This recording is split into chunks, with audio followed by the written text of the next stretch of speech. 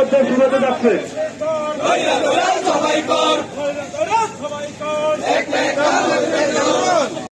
আপনারা এই পথ ছেড়ে দিন, এই পথ ছেড়ে দিন, এই মাদকের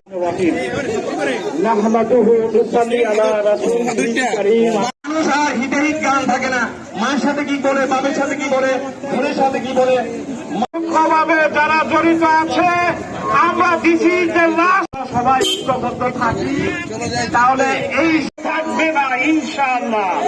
যারা 100 টাকার ব্যানারের সামনে আছেন, ব্যানারের সামনে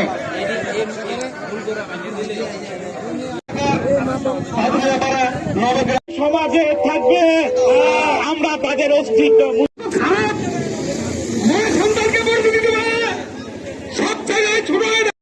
আপনাদের উপস্থিতিতে সর্বসম্মত করব।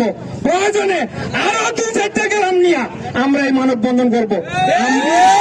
আজকের মাদক বিরোধী যে মানববন্ধন, সেই মানববন্ধন আমার লাইফে আমি কথা ছিল আদতে, কিন্তু আমরা এই 16 এবং 17 কিন্তু হারাম না খাওয়াই, হালালের জন্য সবসময় দোয়া করি। আমরা চাই আমাদের ঝিল্লা ছাত্রা চাই আমাদের পূর্বাঞ্চলে মাদক অতিরিক্ত